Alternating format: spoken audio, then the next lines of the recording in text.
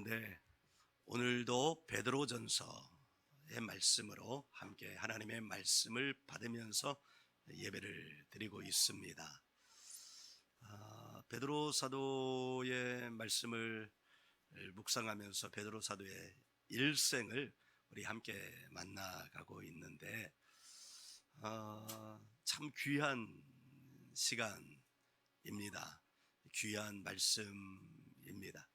오늘도 하나님의 말씀을 받을 때 이 말씀을 통해서 우리 가운데 하나님의 생명이 임하기를 간절히 원합니다. 우리 사표라는 말이 있습니다.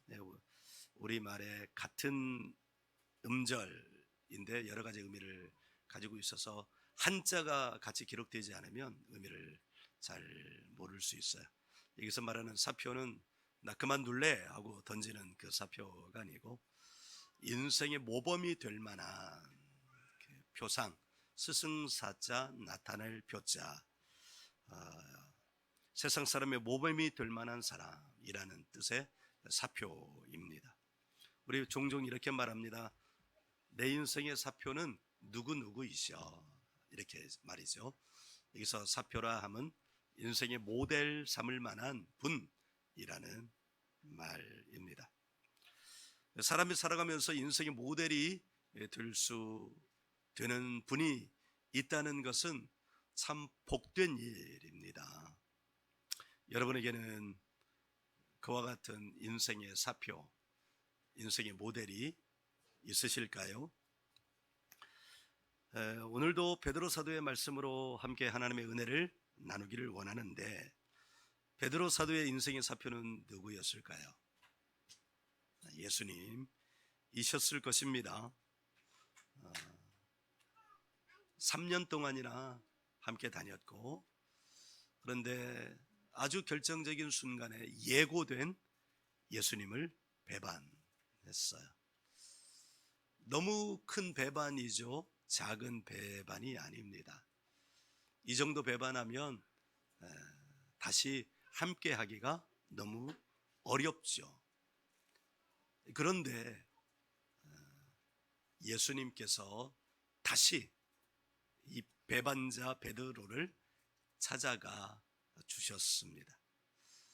사람도 이 정도 그릇이 크면 참 역사의 큰 일을 할 수 있을 것입니다. 그런데 사람으로서는 참 쉽지 않죠. 왜냐하면 사람은 한 번 배반하는 것이 어렵지, 두 번, 세 번 같은 일을 하는 것은 어렵지 않기 때문입니다. 그럼에도 불구하고 우리 주님이 이 베드로를 찾아가셨어요. 그리고 물으셨어요. 네가 나를 사랑하느냐? 참, 그런데 베드로가 사람이잖아요. 그런데 이 베드로 사도는 아주 구체적인 삶, 한 해 한 해의 삶을 우리가 모르지만 인생 전체를 놓고 보았을 때 두 번 배반하지는 않으셨던 것 같아요. 그의 인생의 마지막 12사도가 어떻게 마지막을, 인생의 마지막 죽음의 끝에 이르렀는지 1세기의 역사학자 유세비우스가 기록한 역사 기록이 있는데, 어떤 이는 사자밥이 되었고요, 어떤 이는 X자 십자가에 못 박혀 죽었고요. 그런데 이 베드로 사도는 거꾸로 십자가, 거꾸로 된 십자가에 못 박혀 죽었다고 합니다. 그러니까 배신하지 않은 거죠. 베드로가 예수님을 떠올리면 제일 먼저 떠오르는 것은 무엇일까요? 마지막 대화였을 것이에요. 사랑이 떠오르게 되는 거죠. 그래서 베드로 사도의 평생에 그의 삶을 이끌어가는 것, 채운 것은 사랑입니다. 첫째는 하나님을 사랑하는 것, 주님을 사랑하는 것. 어떻게 하면 주님을 더 잘 사랑할까? 어떻게 해야 주님을 사랑하는 것이 오늘날로 말하면 찐 사랑일까? 내 사랑이 거짓된 사랑이 되지 않을 수 있을까를 항상 생각하면서 베드로 사도는 살아가지 않았을까요? 사람을 만나도 무엇이 내가 이 사람을 어떻게 해야 주님께서 내게 당부하신 주님의 양을 사랑하는 것일까를 항상 염두에 두었을 것입니다. 그리고 그 사랑은 어떻게 표현됐을까요? 예수님의 사랑과 같이 베드로 사도의 사랑도 표현이 되지 않았을까 그렇게 상상을 합니다. 그 사랑은 어떤 사랑일까요? 배신한 자도 찾아와 주시는 사랑이라고 말할 것입니다. 그런데 예수님의 사랑을 떠올리면 또 어떤 것이 떠오를까요? 당연히 이게 떠오를 것 같습니다. 예수님의 십자가 사랑 말이죠. 십자가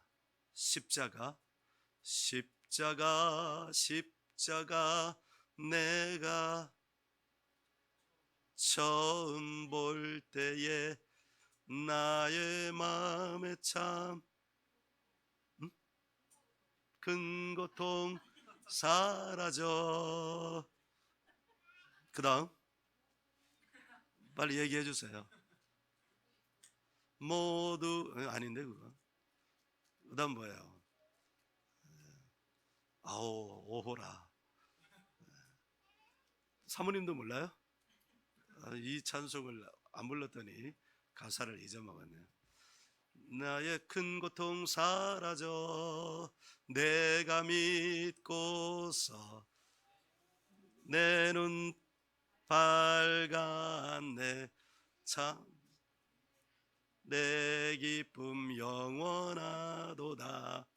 십자가 복음입니다. 십자가는 구속의 상징이에요. 구원의 상징이라고 하기보다는, 왜냐하면 구원은 오늘 말씀을 이제 보면서 우리가 알 텐데 먼 미래의 일이고, 십자가는 구하여 속량, 죄의 값을 속량해준 구속의 상징입니다. 예수님의 구속을 떠올리면 이어서 떠오르는 것은 무엇이었을까요? 예수님을 이 땅에 보내주신 하나님 아버지, 이 과정이 오늘 말씀에 기록이 되어 있습니다. 이 과정을 핵심 단어로 나를 중심으로 거꾸로 올라가면 이렇게 올라갈 수 있어요. 인생, 예수님, 사랑, 구속, 십자가, 구원, 하나님, 이렇게 이어갈 수 있습니다. 앞서 말했듯이 인생의 사표가 있는 사람은 복 있는 사람이에요. 만일 인생의 사표가 없다면 방향 없이 목적 없이 살아가는 사람과 같습니다. 제가 20대 때 하나님을 만나고 아주 자주 불렀던 찬양이 있어요. 우리 다윗과, 저의 세대는 가장 인기 있는 찬양 사역자 가운데 하나가 다윗과 요나단이었는데, 그 다윗과 요나단의 황국명 목사님과 짝을 이뤘던 전태식, 그때는 집사님, 근데 지금은 이제 목사님이 되셨더라고요. 근데 그분이 부르는 이 찬양이, 그 음색이 너무 이 찬양과 잘 맞았어요. 목적도 없이 나는 방황했네. 근데 그 다음 가사가 목적 없이 사는 사람에게 필연적으로 일어날 수밖에 없는 것입니다. 목적도 없이 나는 방황했네. 소망도 없이 살았네. 그때에 예수님께서 나를 찾아오셨다는 가사로 이어지는 찬양입니다. 인생의 사표가 자신의 인생의 목표가 되기에 인생의 사표가 있다는 것은 너무너무나 중요한 일입니다. 베드로 사도는 예수님을 만나고 특히 십자가에 달려서 인생을 구속하셨다가 죽음을 이기시고 무덤에서 부활하신 예수님을 만나 예수님이 인생의 사표가 되는 그와 같은 인생을 살았습니다. 나도 마찬가지입니다. 20대 때 방황하는 인생을 살았어요. 하나님은 없다고 선포하고 살았습니다. 어떻게 살아야 될지 참 막막했습니다. 그런데 20대 중반 어느 날 예수님이 나를 찾아오셔서, 하나님이 나를 찾아오셔서 나를 만나 주시고, 정신없어요. 어떻게 좀 해봐요. 찾아와 주셔서 내 인생의 사표가 되신 이후로 인생의 목적이 분명해지고 그분처럼 살고자 하는 소망을 가지고 지금까지 약 30년을 살아왔습니다. 만일 예수님을 만나는 일이 내 인생에 없었다면 추측하건대 저는 술 주정뱅이가 되었을 것이에요. 왜요? 저는 술을 아주 좋아했거든요. 그런데 예수님을 만나고 제 인생의 시간표가 달라져서 오늘에 이르렀습니다. 오늘 말씀에는 하나님의 시간표가 기록이 되어 있어요. 그 중심에는 구속, 구원이 있습니다. 그것이 바로 5절 말씀인데요. 우리 5절 말씀을 같이 한번 읽겠습니다. 시작. 너희는 말세에 나타내기로 예비하신 구원을 얻기 위하여 믿음으로 말미암아 하나님의 능력으로 보호하심을 받았느니라. 아멘. 할렐루야. 다시 한번 우리 이 말씀을 읽어요. 너무너무 귀한 말씀을 우리 주옥 같다고 그러잖아요. 베드로 사도께서 남기신 이 말씀이 얼마나 주옥 같은지 몰라요. 우리 5절 읽으면 읽을수록 너무 좋습니다. 같이 읽습니다. 시작. 너희는 말세에 나타내기로 예비하신 구원을 얻기 위하여 믿음으로 말미암아 하나님의 능력으로 보호하심을 받았느니라. 아멘. 밑줄을 그어요. 말세, 예비하신 구원, 믿음으로 말미암아 하나님의 능력, 보호하심. 다 그어야 되겠네요. 밑줄을. 이 말씀에는 시간을 뜻하는 단어가 있죠. 먼저 말세입니다. 세상의 끝날이죠. 이 세상의 마지막 날이기도 하면서 우리 인생의 마지막 날이기도 합니다. 근데 그때 무엇을 얻는다는 거예요? 구원입니다. 그러니까 이 말씀에 의하면 구원은 우리가 육체를 입고 살아갈 때 얻는 것이 아닙니다. 인생의 마지막 때, 이 세상의 마지막 때에 구원을 얻는 것입니다. 육체를 입고 살아갈 때 구원을 얻는 것이 아니죠. 그렇다면 우리가 지금 믿음으로 살아가는 이 믿음 생활이 무슨 의미가 있느냐 하는 질문을 하게 될 겁니다. 내가 지금 교회를 다니면서 예수님을 나의 구주로 고백하면서 믿는다는데 이 믿음이 구원을 말하는 것이 아니라면 도대체 나의 믿음 생활은 무슨 의미가 있느냐 하는 질문을 해야 되겠지요. 그것이 바로 5절이 들어있는데 어떤 말씀일까요? 보호하심이에요. 보호하심. 네. 누구의 능력으로 보호하심을 얻는다는 거예요? 그 앞에 지금 우리는 시험을 보는데 오픈북 테스트를 하고 있는 거예요. 어렵지 않아요. 무엇으로 보호하심을 받아요? 하나님의 능력으로 보호하심을 받습니다. 그런데 그 하나님의 능력이 어떤 사람에게 임하는 것일까요? 그 앞에 나와 있습니다. 믿음,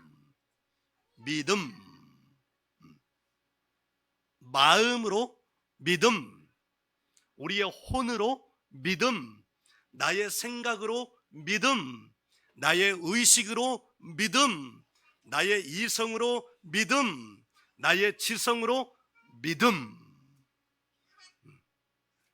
여러분, 사실 내 생활을 이루는 것은 나의 몸을 움직이게 하는 그 무엇이죠.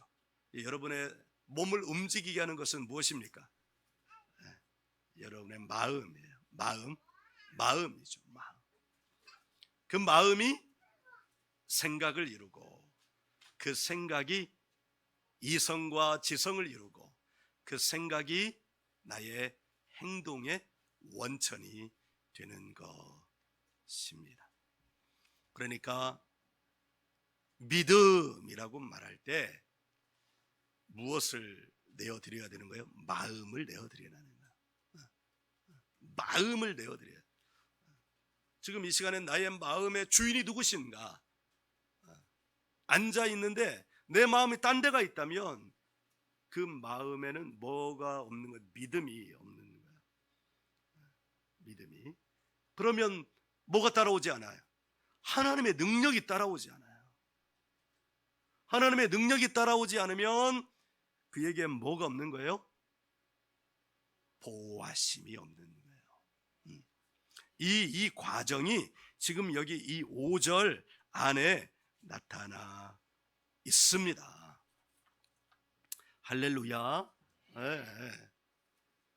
그러니까 이 말씀을 베드로 사도는 자기의 평생에 인생의 사표이신 예수님과 함께 이렇게 살아가면서 그것을 가지고 하나님의 말씀 창세기부터 말라기, 왜 이때에는 신약 성경이 없었기 때문이에요. 말라기까지를 깊이 묵상하면서 하나님의 이 구원사, 하나님의 시간표를 깊이 묵상하니 인생에 하나님의 시간표가 어떻게 역사하는지를 알게 된 거예요. 그리고 여기에 이렇게 말씀을 남겨 놓으신 거죠. 아멘. 그래서 우리는 지난 6월 한 달 동안 말씀을 받으면서 들었던 우리의 혼의 구원이 너무너무 중요한 거예요. 우리가 예수를 믿는다고 할 때 영은 이미 하나님의 구원이 임했는데 그 하나님의 구원이 이제 우리의 삶에 구체적으로 일어나기 위해서는 가장 중요한 것이 뭐냐? 내 행동의 가장 기초의 원천이 되는 내 혼 안에서 이루어지는 하나님의 구원이 중요한 것입니다. 오늘 말씀에는 참 감사한 말씀이 있어요. 그 말씀은 5절, 오늘 말씀의 제목인 보호하심입니다. 보호하심. 이 말씀이 이제 보호하심으로 이렇게 번역이 됐는데 헬라의 원어의 뜻은 파수꾼이래요. 파수꾼. 파수꾼은 뭐 어떤 역할을 하는 거예요? 이렇게 지켜보고 망보는 거예요. 망보는 거. 그러니까 이 말씀의 뜻대로라면 하나님께서 믿음으로 자기 마음의 주인을 하나님으로 삼고 내 삶의 모든 원천이 하나님이시라고 말하고 그렇게 행동하고 살아가는 사람을 하나님이 어떻게 망봐 주신다는 거예요. 이렇게 망봐 주시는 거예요. 지켜주시는 거예요. 무엇을 통해서? 믿음으로 하나님의 능력. 근데 이 능력이라는 말은 어떤 단어이냐면 디나미스. 이 디나미스 하면 제일 먼저 떠오르는 게 사도행전 1장 몇 절? 8절. 오직 성령이 너희에게 임하시면 너희가 뭘 받고? 권능을 받고, 그 권능이 바로 이 디나미스, 폭발적인 힘이라는 거예요. 그러니까 이 사도행전 1장 8절과 베드로전서 1장 5절은 같은 말씀이에요. 그러니까 베드로전서 1장 5절을 베드로 사도가 말할 때 하나님의 능력으로 보호하심을 받느니라 이 말씀을 말할 때 베드로 사도의 머릿속에서는 지금 어떤 말씀이 떠오르는 거예요? 예수님께서 승천하시기 전에 남겨주신 오직 성령이 너희에게 임하시면 너희가 권능을 받고 예루살렘과 온 유대와 사마리아와 땅 끝까지 이르러 내 증인이 되리라는 이 말씀이 이 안에 계속 역사가 있는 거예요. 그 마음, 그 생각 안에, 그의 이성, 그의 지성 안에, 이 안에 계속 그 말씀이 있는 거예요. 그리고 그 말씀을 붙들고, 그러니까 믿음을 지켜서 예수님의 십자가 구속의 복음으로 자신의 삶을 살아가니까, 자기에게도 이와 같은 하나님의 보호하심이 있었다라고 하는 것을 지금 말하고 있는 것이죠. 아멘. 여러분도 그 보호하심을 받기를 사모하시기 바랍니다. 어떤 사람은 우리의 삶에 놓여진 그런 조건과 관계없이 그 보호하심 가운데서 시시각각 하나님이 말 그대로 직역하면 하나님께서 망봐주시는 인생을 살아가요. 아멘. 하나님께서 망봐주셔서 그에게 위기가 오고 어려움이 오면, 얘야, 위기가 온다, 어려움이 온다. 파수꾼이 있다 할지라도 성문은 무너질 수 있어요, 없어요?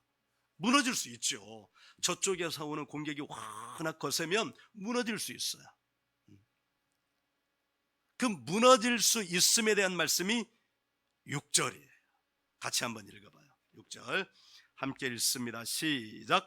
그러므로 너희가 이제 여러 가지 시험으로 말미암아 잠깐 근심하게 되지 않을 수 없으나 오히려 크게 기뻐하는도다. 아멘.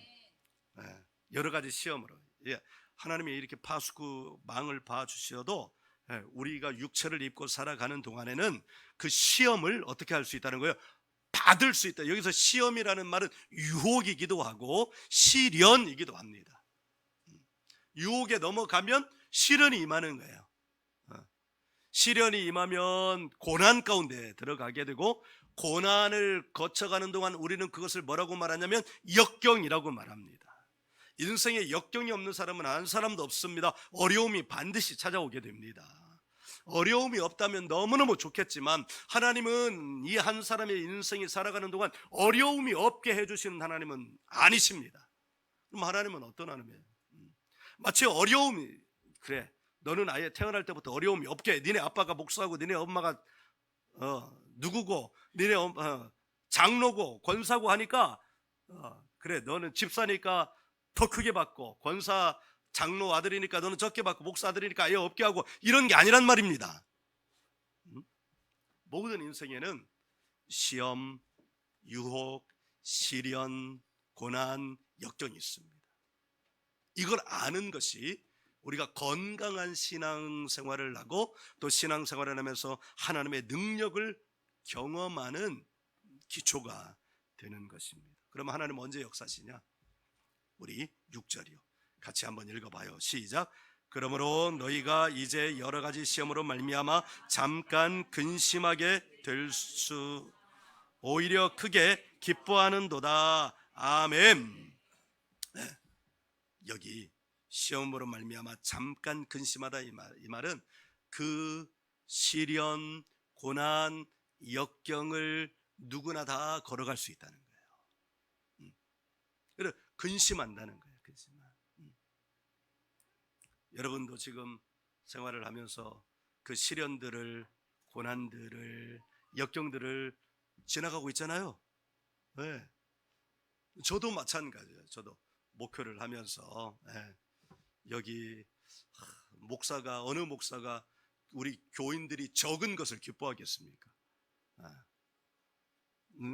이렇게 우리 공동체를 이뤄서 참 고맙고 감사하고 기쁘지만 목사의 마음 속에는 여러분들도 성도로서 그런 마음이 있어야 되지 않겠어요? 우리는 작아도 괜찮아, 작지만 강한 교회야. 물론 작지만 강하죠. 크고 강하면 안 좋습니까?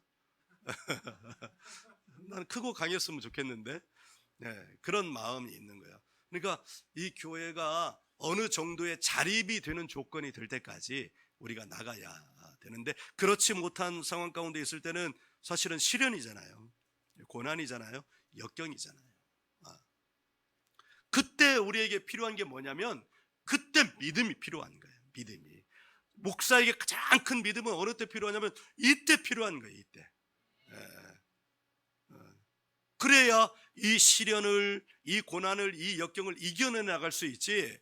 목사가 이 상황에 믿음이 없으면 이거 어떻게 하겠어요? 딴 생각하지 않겠어요? 여긴 자리가 안 좋은가 봐. 목이 안 좋아. 여기보다 자리 좋고 목이 좋은 데가 어디 있어요? 딴 데 가면 사람들이 나를 못 알아보는 거야. 뭐 이런 생각하면 이거 목회하겠습니까? 안 하겠습니까?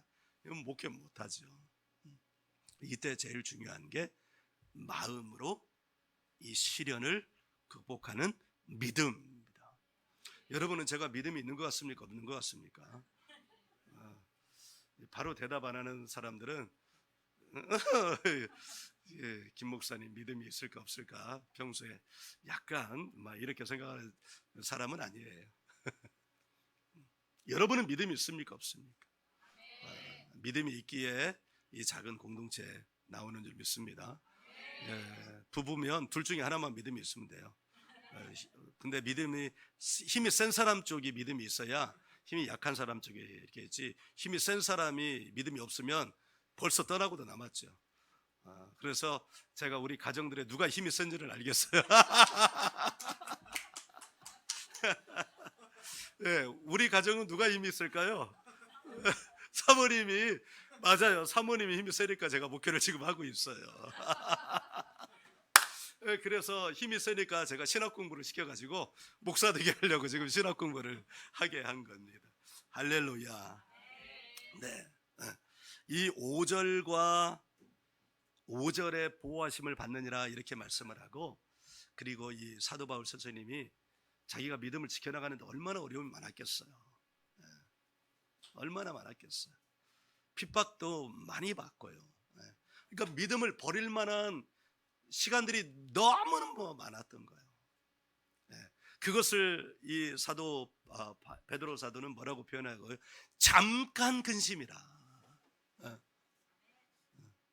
신약성경 구약성경 시편 몇 편에 90 몇 편인가에 보면 노여움은 잠깐, 은총은 영원이라는 구절이 있어요. 그래서 노여움을 다른 말로 바꾸면 시련이라고 표현을 하면 돼요. 그 똑같은 말씀이에요. 자, 그런데 말이죠, 이 6절 오히려 크게 기뻐한다, 이 말씀이 있단 말이죠. 지금 힘들어 죽겠는데 기뻐하라고 말하면 짜증 나요, 안 나요? 짜증이 많군. 힘들어 죽겠단 말이에요. 근데 기뻐하라고 그래요. 근데 지금 여기 이 말씀이 그 말씀이에요. 너 힘드니? 그러나 기뻐해, 이 말이에요. 이 말씀을 받을지어다. 왜 기뻐하냐? 오히려 왜 기쁜가? 그 뒤에 7절 말씀 때문이에요. 7절 우리 같이 읽어요. 너희 믿음의 확실함은 불로 연단하여도 없어질 금보다 더 귀하여 예수 그리스도께서 나타나실 때에 칭찬과 영광과 존귀를 얻게 할 것이니라. 아멘. 잠깐 근심, 시련, 고난, 역경을 지나가는데 그게 오히려 더 기쁠 일이다, 이 말은 바로 그 다음 말씀인데 믿음의 확실함 때문이에요. 믿음의 확실함. 근데 이 확실함이라고 번역을 해놓으니까 진짜 어떻게 믿음이 확실하냐, 뭐 이렇게 우리가 생각을 할 수밖에 없잖아요. 이게 번역이 이제 잘 돼야 되는데, 여러분들 헬라어 공부를 할까 봐요. 근데 지금 헬라어 공부를 하려면 아마 이게 교인이 적어서 교회를 안 나온다고 하기보다 헬라어 공부를 한다 그러면 교회를 옮길지도 몰라요. 그래서 목사가 먼저 공부해가지고 말씀을 나누는 거예요. 목사에게는 그게 얼마나 다행인지 몰라요. 헬라어 공부하자고 하지 마요. 이 믿음의 확실함이라는 이 단어가 이게 뜻이 이런 거예요. 시험 받고 있는이 아니고 시험 받은, 그리고 또 뜻이 있는데 진짜의, 그리고 또 그 다음에 순수한이라는 뜻이에요. 그러니까 믿음의 확실한이라는 이 말은 이 사람은 시험을 통과한 사람, 시험을 통과하고 있는 이 아니고 시험을 통과한 사람, 시련을 통과한 사람, 고난을 통과한 사람, 역경을 통과한 사람. 그래서 역경을 통과하면 그게 뭐가 돼요? 역경을 거꾸로 하면 경력이 돼요. 그러니까 믿음의 확실함이라는 이 말은 그는 이미 그의 믿음은 시험을 통과해서 그의 경력이 된 사람. 아무나 경력 되지 않잖아요. 1급 기사, 이 말은 1급 기사에 해당하는 그 시험을 통과한 사람이지 준비하고 있는 사람을 1급 기사라고 말하지 않잖아요. 똑같은 말이에요. 여러분, 철을 재련하는 철 원석은 어디를 통과해야 철이 됩니까? 용광로. 그 용광로의 기본 온도가 몇 도일까요? 몇 도? 상상력을 동원해서 1800. 네, 1800. 또 3000? 3000. 또 8000. 뭐 돈 안 드니까 막 쏘세요. 기본 용광로 온도가 1000도랍니다. 1000도. 네, 거기서 이제 더 온도가 이렇게 높아가겠지만 기본 1000도 미만으로 내려오면 안 된다는 거예요. 그러니까 철 원석이 거기를 통과하면서 철이 되는 거예요. 철이. 여기 시험 받은 진짜의 순수한이라는 이 말은 바로 그 믿음의 용광로를 통과한 진짜 믿음이란 뜻이에요. 시험 받은 믿음, 시험을 통과하고 있는이 아니고 시험을 통과한 믿음이라는 뜻이에요. 아멘. 우리의 인생은 바로 이 믿음의 확실함을 날마다 재련하는 과정인 줄 믿습니다. 시험이 시시각각 매일매일, 지금 고난 가운데 있다는 것은 매일매일 재련수에 들어가고 있다는 거예요. 재련수. 그 재련수에 들어가니 어떻게 해요? 사람이 그 재련수에 들어갔다면 어떻게 해요? 아 뜨거! 이래. 1000도인데 우리는 한 60도 70도만 돼도 아 뜨거잖아요. 근데 1000도의 재련수에 용광로에 들어갔다면 어떻게 해야 철이 되어 나올까요? 완전히 녹아져야 돼요. 녹아지지 않으면 항상 용광로 안에 있는 거예요. 아 뜨거. 난 내 인생은 왜 이렇게 뜨거운 거야? 녹아지지 않으면 안 녹으려고 버티면 항상 거기서 뜨거 이러고 있는 거예요. 여기에 진리가 있어요. 용광로를 통과하고 있는 사람은, 시험을 통과하고 있는 사람은 어떻게 해요? 거기서 완전히 녹아져야 합니다. 아멘. 완전히 녹아지면, 버티면 100% 순도의 철이 되지 않아요. 녹아지면 100% 순도의 철이 되는 거예요. 그러면 쓰임새가 있는 거예요. 7절이 바로 그 말씀이에요.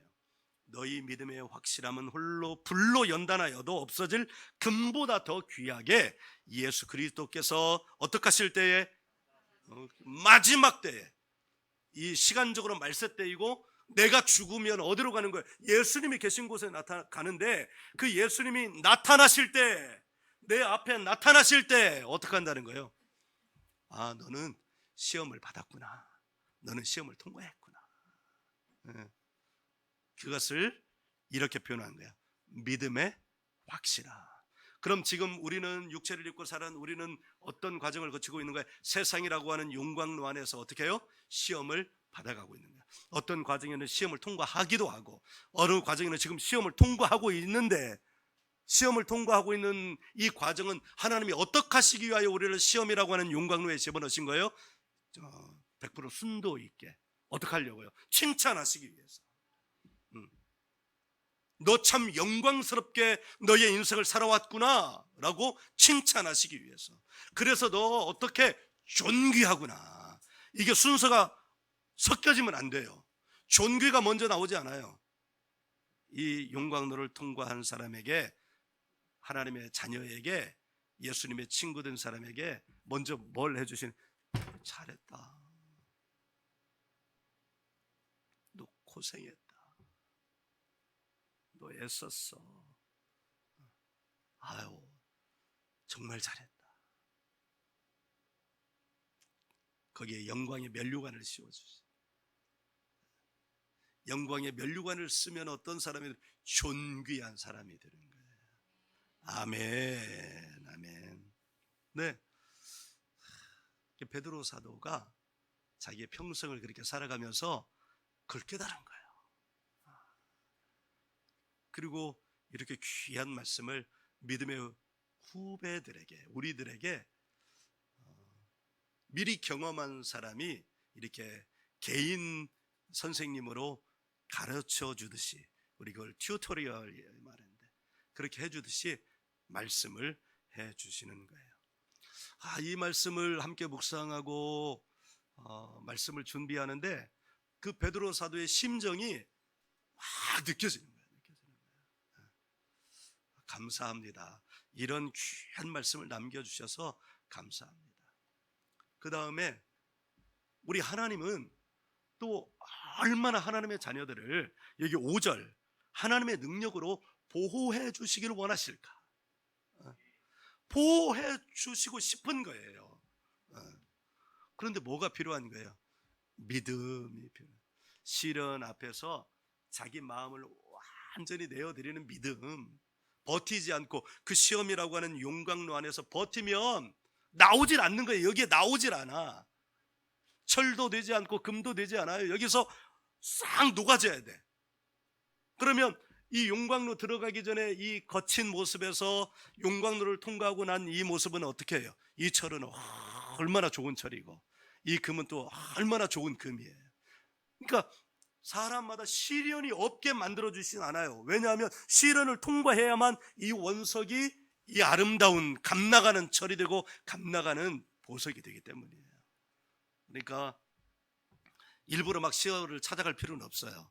그런데 내 인생에 찾아오는 시련을 어떻게 그 통과하느냐에 따라서 감나가는 인생이 되기도 하고 감나가지 않는 인생이 되기도 하는 거예요. 아멘. 그래서 용광로 안에서 녹아지세요. 그게 우리 믿음의 훈련인 것 같아요. 얼마나 녹아질까? 근데 하나님 말씀하세요. 네가 녹아지면 녹아질수록 내가 나의 능력으로 너를 이끌어 줄 거야. 보호해 줄 거야. 보호해 줄 거야. 아멘. 우리 더리진 처치도 감나가는 교회, 우리 더리진 미니스트리도 감나가는 사역 단체, 우리 더리진 처치에 우리 사랑하는 권속들도 감나가는 인생 되기를 주의 이름으로 축원합니다. 너무 좋아요. 말씀이 너무 좋아요. 말씀이 이렇게 좋을 수가 없더라고요. 베드로 사도의 이 말씀들이 자기의 삶을 용광로에 들어갔다가 이렇게 나와서 새겨진 말씀들이기에 이렇게 좋아요. 이렇게. 아멘. 감사합니다. 할렐루야. 우리 함께 이겨나가요. 함께 감나가는 철, 감나가는 보석 되는 저와 여러분 되기를 주의 이름으로 축원합니다.